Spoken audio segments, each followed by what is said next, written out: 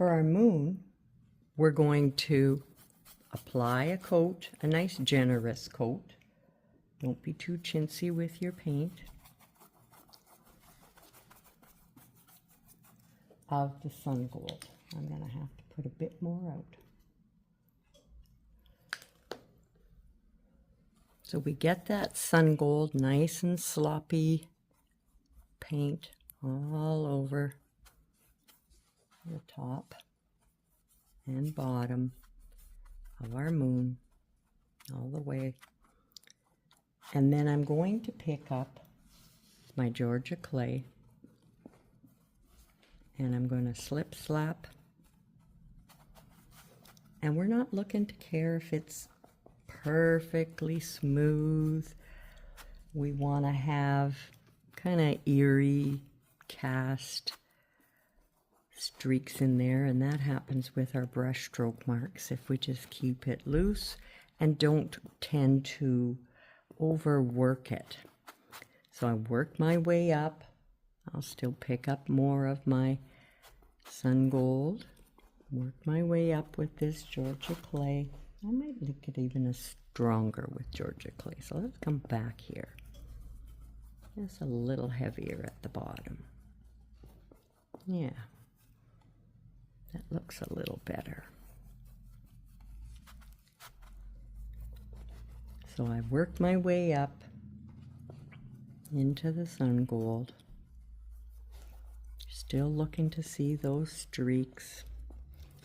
And then I'm going to take my dirty brush. I pick up my moon yellow and come from the top so that it's going to be the brightest up top.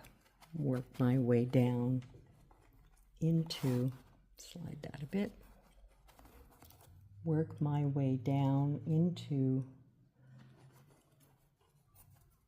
the sun gold in the middle. We just want to have it a little brighter up top, streak marks in it. That works well. And then this gives us, I'm going to put a bit of moisture on my brush here. This gives us a nice background for our bats and our tree branches. Alrighty. For our spooky branches, what I'm doing, I've turned my moon upside down. We're just going to have a little bit, and I like to twist my script liner. Sometimes it gives you that nice jagged part to the branch.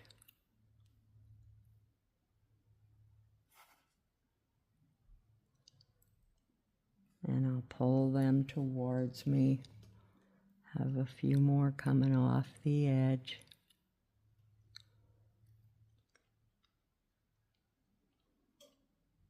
It's hard, I've just done it twice there, but you want to try not to have all your branches start in the same place on either side of your tree.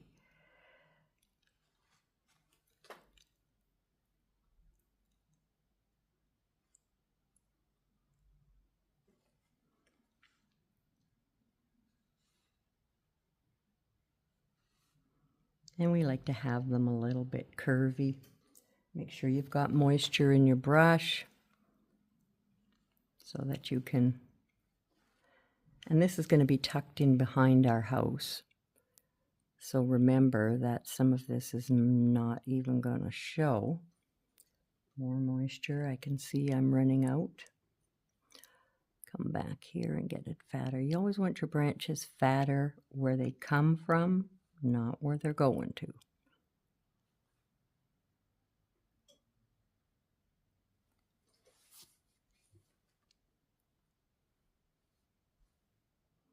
And there's nothing wrong with a nice creepy branch that heads back down in the other direction. That kind of just adds something to it.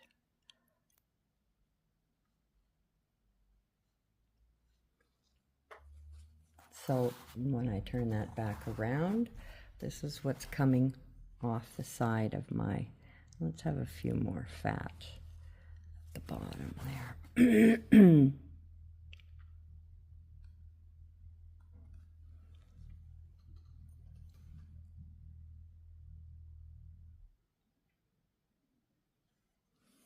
So we shape our tree. And we have this nice and funky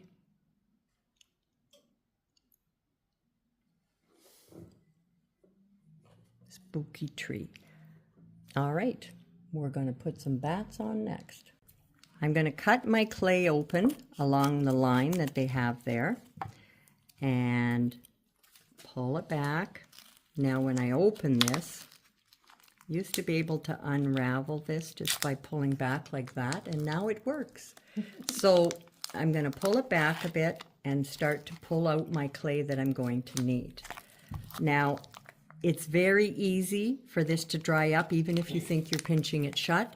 So I take a piece of dampened paper towel and I keep it on top of there and pressed in, just to keep my clay dry. So Cynthia let me use hers for the demo because I'd already done mine.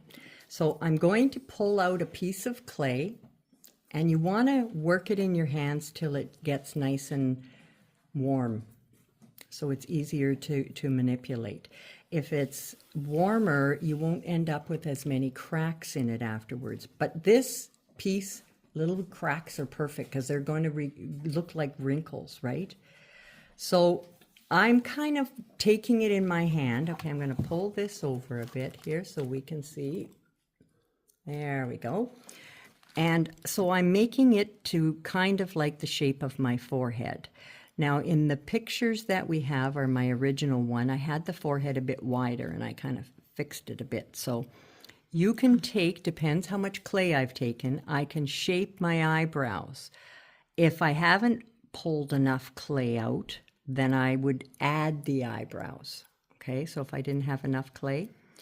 And I like to have a brush that's what I'm going to call a rect brush. So more a brush that doesn't go to a chisel anymore. I don't know where you'd find one of those, but I have that to, supposing I have too many cracks and I want to smooth around there, I can do that.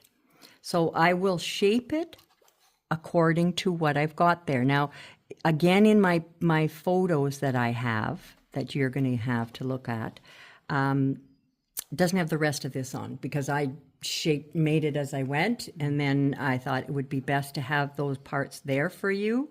So this is the story behind it. So, but it's easier for you to have these extra lines to follow. So you see, I want to bring her eyebrows out like that, and we want them like so. And we're going to use our stylus to shape. So here's my picture. We want to shape these wrinkles in here and those lines that I've got. So I'm going to take my stylus, and I don't want a really thick one. Okay, we don't want one that's really, really heavy. And you can make wrinkles, as many, you can make them curved, you can, you know, whatever, if you're putting a frown on her. They don't all have to line up. And I've got these nice grooves here. So if I'm wanting to make a groove, you see how I'll use this stylus that I've got covered in paint? I'll use that and kind of lay it back to make those bigger dents.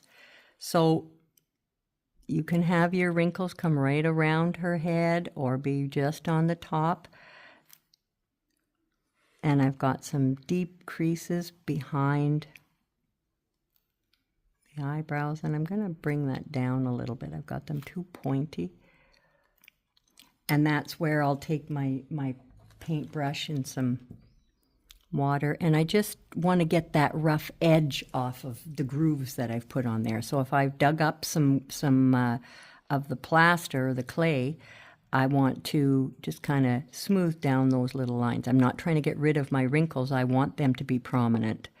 So we make these wrinkles in our piece, and this is how we shape this section. We'll do another section shortly. Once we have it and we decide, okay, I'm okay with this shape, I'm going to lift it off and I'm going to brush a bit of glue. You can put the glue on the plaster or on the surface. I've read before that they say just wetting it with water will actually glue it in place, but I've always used glue, so I don't want to take a chance. So I'm just going with the method that I've always done, because we've done them on glass, I guess, is why we've always used it, but I still go with it. Okay, so I've got glue there now, and I put her back in place, line her up with my lines, and if you want to dent her in a bit more, whatever you want to do, there she be. All right? To do my eyeballs, I'm going to take some clay, and I'm going to roll them into a little ball. And then I'm going to pinch it down on the sides to get them to be squinty, slanted little eyeballs. And these aren't anyway little. I'm going to have to pinch away some of that clay. It's too much. So I'm going to roll it again. So I'm rolling it, and then I pinch it down on the sides to get that shape that I want. And then I'm going to put a piece in behind and it's just going to be a skinny little piece. We're going to roll it to be the eyelid. Okay, so it's separate. So we put that on, and that's going to be our eyelid. Okay, and again, I'll use my wet brush, and I'll be gluing them. Okay, so I'm taking a piece of clay now to shape my nose. So I shaped the long bridge to the nose, and I want my nose to have these dents. So you can press them in ahead of time with your fingers and pinch that.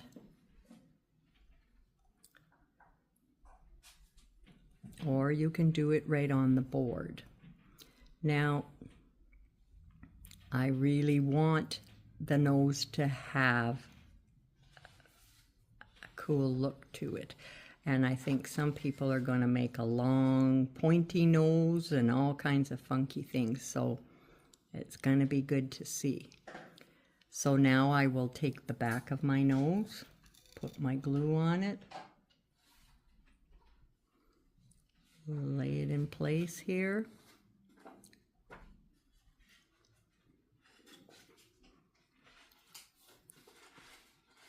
And you want to make sure that you've got those. You can use your stylus, you can use your fingernail to come up in here, to shape it. We want to make sure our eyes come right into it, and we've got room in there for our cheeks after. So on our nose, I've got these creases that come in, so I'll take my stylus, and you see how I can form those nice creases, which help to make those look like ball-shaped at the edge. And I'll put a couple of little creases at the top of my nose. Again, I'll take my brush if I need to thin those out or smooth them. And the wrinkles do help. If you have wrinkles in them, don't worry about it. They do help to give it a cool look to it after.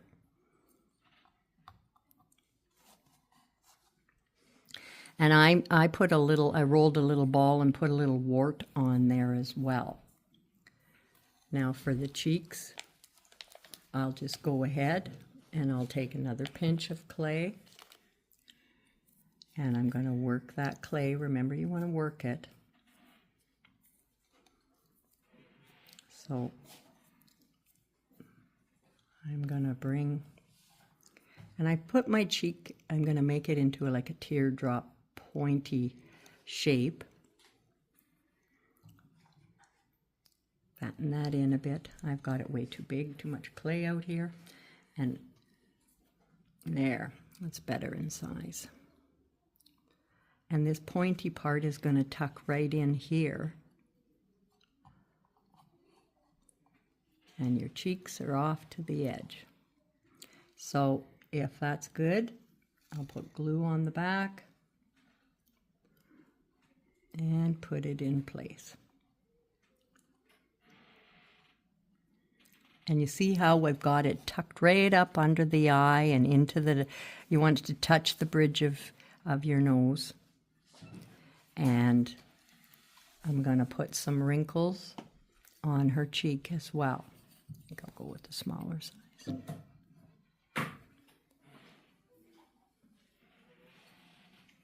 And I'll again take my brush and come in there and get these pieces of clay out of here. And you can make as many wrinkles on her cheek as you'd like. You can pull them in like that. That looks cute. Okay. For the chin, I kind of shaped almost lips. So I'm just not too big of a piece. So I'm going to shape it to come down tiny at the ends, because that's going to go up. And we're going to place that in place. See how I've got those little skinny pieces that I formed to go up so that they can touch her chin. I want to leave a little bit of opening, so I'll just pinch that down, but you see how it's as I pinch it down, it's helping me form that little bit of a lip. I can use my fingers and go along there and kind of shape that.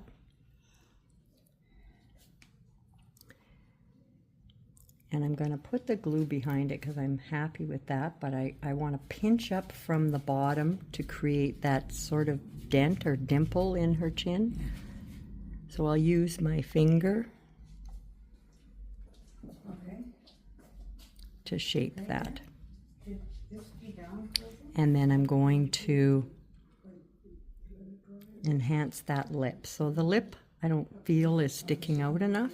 So I'm going to take another little bit like we did with the eyebrows. And I'm going to roll that and create.